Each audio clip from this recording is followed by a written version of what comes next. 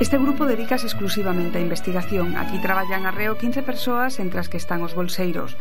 Paolo é un deles, está perfectamente integrado nun grupo que emprega nas súas investigacións os peixes cebra. Sto haciendo un dottorato, è un progetto che hace parte de un progetto europeo che si chiama Fish for Pharma.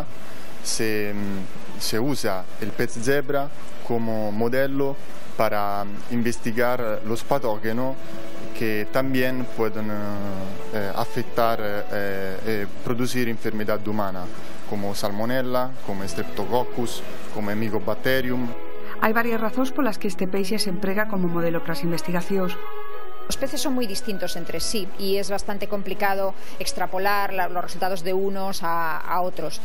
Pero el pez cebra se está convirtiendo en una especie modelo de pez, no solamente para peces, sino también se está convirtiendo en una especie modelo para humanos. Entonces, lo que en principio nuestra idea era utilizarlo como modelo para especies de acuicultura, fue poco a poco evolucionando hacia empezar a estudiar los mecanismos que nosotros investigábamos, como eran mecanismos inflamatorios, enfermedades relacionadas con la inflamación, aplicarlos ya a medicina humana. ¿Por qué? Pues porque los genes, los procesos están bastante conservados y son conocidos entre el pez cebra y el ser humano. Fascínanos o entusiasmo e a capacidade didáctica de Beatriz, unha forza que é quen de lle transmitir aos seus compañeros de grupo de Inmunoloxía Hexemónica do Instituto de Investigacións Mariñas do CSIC, un grupo creado nos 80 por Antonio Figueiras.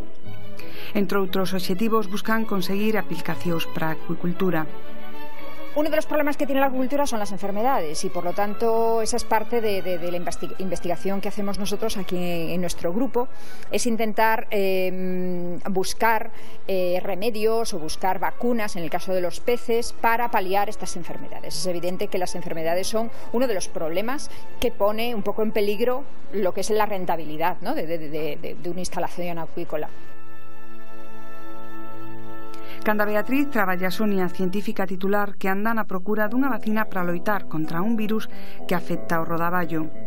Agora mesmo estou mirando uns cultivos celulares de peixes porque os usamos para ver a replicación dos virus, porque eu estou traballando nun proxecto de vacunas no que tratamos de conseguir unha vacuna que protexa o rodaballo de un virus que afecta aos cultivos e que provoca perdas importantes en acuicultura. Traballan con coidado, con esmero, mecando as cousiñas pequenas porque de aí adoitan vir os grandes resultados. Intentan que comprendamos o seu mundo, o seu labor e explícanos, por exemplo, que na selección dos ovos dos peixes hai que descartar os brancos porque non son bons. Para eles son cousas básicas, para nosotros observacións fascinantes que nos axudan a comprender o seu traballo. Trabajamos también en la respuesta inmune de invertebrados, por ejemplo los moluscos, por ejemplo el mejillón. Claro, ahí no podemos vacunarlos, pues porque estos animales, igual que el resto de los invertebrados, que son la inmensa mayoría de los animales que habitan el planeta, no tienen una respuesta inmune específica, no tienen anticuerpos, no los podemos vacunar. O sea, ellos solamente responden ante lo que consideran que no es propio, ¿de acuerdo? Esa respuesta también la tenemos nosotros, pero claro, mucho menor, menos potenciada porque tenemos los anticuerpos. Entonces, nos interesa mucho saber cómo responden estos animales. Estas investigacións son moi importantes polas repercusións que teñen en biomedicina e biotecnoloxía nun mundo en que as aplicacións do coñecemento deben ser totalmente permeables.